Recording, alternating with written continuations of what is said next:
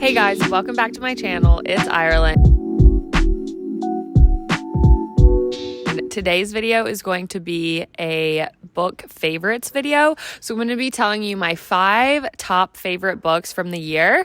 And these are all books that I gave 5 stars. Some of them are series, but also please ignore the dog in the background. He wants attention desperately, not giving it to him. And also I'm using my phone as my microphone. So if it looks awkward, it is. Like, here we are. I don't have my mic. So anyways, I just really wanted to film this video and I'm literally outside. Like, yes, I'm outside. We're in Kentucky. It's kind of cold. So this is the vibe. Bear with me. I just really wanted to get this video out for you guys because I love watching people talk about their 5, 10, whatever favorite books. But a lot of people were doing like 23 books and I read 50 books. So half of them I did not love to say that they were my favorites. So I was selective. I was critical of my books and I'm giving you my top 5 books of the year 2023. So altogether, I read 52 books so far this year. So let's start off strong. This is kind of just in like the order that I read them. So starting off strong was A Good Girl's Guide to Murder, the series. I can't really just pick one book because the whole series is literally so good. So anyways, this book starts with Pip, who is doing her like senior capstone project, and she ends up doing her project on a murder that happened in her town 5 years ago. So it's her being a detective girly, and it's set in like she's in high school. So I don't know why, but like that time frame, it's perfect for me. I like reading about high school kids. It's like young adult energy, but this is not for young adults. Oh my gosh. Like there's murder involved. There's a lot of like crazy things going on in this town. The next book talks about like one of her friends' brothers who goes missing, and it's her starting a podcast. And then the third book is just like takes a turn for, it's so crazy. This book literally, you don't see what's gonna happen, but it all ties back together so seamlessly. And I just love Holly Jackson, and she really does such a good job with these books. And honestly, I just reflect on these books like more and more, and I'm like, wow, those were so good. I read them at the beginning of the year for my book club with my hometown friends, and literally so good. So that's one of my favorite books of the year, but I'm kind of grouping the whole series together because honestly, it's so good. You guys need to read it. If you haven't read it, it's so good. So that's my number one of my favorite books for 2023. Next is The Ballad of Songbirds and Snakes, which was the prequel to the Hunger Games series. And this is all about like upcoming of Coriolanus Snow, and it's also out in theaters currently, which I went and watched the movie and it was so good. But this is another one that it's like I keep thinking about, probably because I just watched the movie like a month ago, but it's so good. I think I like it better than like the Hunger Games series, and I reread the Hunger Games series this year in preparation for this book because this was the prequel. So it didn't really matter like what order you read these books, but I just wanted to reread the Hunger Games series to like get in the feel of like in that world. So anyways, I read that and it's so good. I love like the villain origin story, honestly, of Coriolanus Snow, and pre like Capitol days. Like it's still like you don't really know what led to the Civil War for like the Hunger Games of Panem and everything, but you do learn a lot about Coriolanus and his like upbringing and him in school and being a mentor in the Hunger Games.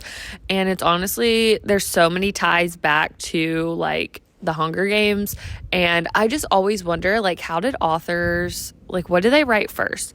How do they write this whole other world, and like what is their plot? Like I don't understand how they do it, but it's literally so good. Anyways, highly recommend that, and also like going and watching the movie, and then just rewatch all of the Hunger Games because they're honestly so good. The next book, that one of my favorites, Look Closer by David Ellis. This book, oh my gosh, it's a thriller. It takes you on the wildest ride. You really don't know what to believe the whole time. It's so crazy. Like it's one of those books you're just like, what actually happened? Because there's so many twists and turns, and you just truly are really locked in for this book, and you have to know what happens. Also, it's windy and my camera's shaking, so I really hope that's not affecting this. Anyways, this was like definitely a longer thriller, and this was recommended by one of my friends, and oh my gosh, probably my favorite thriller ever, and everyone has to read it. Like, if there's one book that you put on your TBR for 2024, it should be Look Closer by David Ellis, and I really need to read more of his books because obsessed. Like, men can write, what? And anyways, it's so good. So highly recommend that. I don't like want to give too much away for these books because I love to be like going into a book completely no expectations, because otherwise I'll be extremely let down by a book, and that's just not for me. So anyways, Look Closer, David Ellis, have to read, must read, one of the best thrillers I've ever read. You guys have to read it. Next, of course, you guys knew I was going to say this, but it's the Empyrean series, Fourth Wing and Iron Flame by Rebecca Yarros. Obviously, this is going on the top reads of 2023 because it was the year of Rebecca Yarros. It was the year of Violet and Xaden, you know? And truly, if you have not read Fourth Wing and Iron Flame, what are you doing? What are you doing? Also, please don't spoil it for yourself. Please, please, please do not spoil this series because it's so good. I hate a spoiler. And honestly, I was never into fantasy. I have never really read fantasy until this year. We picked Fourth Wing for our book club book in, I believe, like September. So it was right before Iron Flame came out. And oh my gosh, it was like perfect timing to read this book. I didn't know any spoilers for Iron Flame or for Fourth Wing.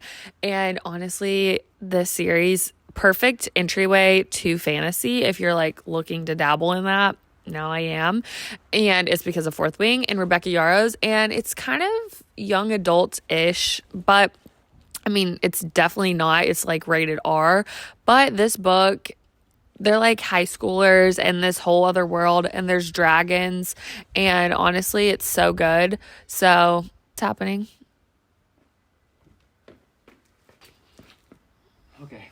What? I got nervous it wasn't recording. I could see it was. Okay. Okay. One in there. Thank you. That was my tech manager. I'm just joking. That was Spencer. Okay, anyway, so Rebecca Yarros. So this whole world, they are at this war college, Beskayeth, and there are different like quadrants. So there's the riders quadrant, the scribes, the healers, and then like the infantry. Ooh, sounds of nature. And anyways, war college. So it's like college age kids, and they have dragons. The riders are riders of dragons. It's this whole fantasy world.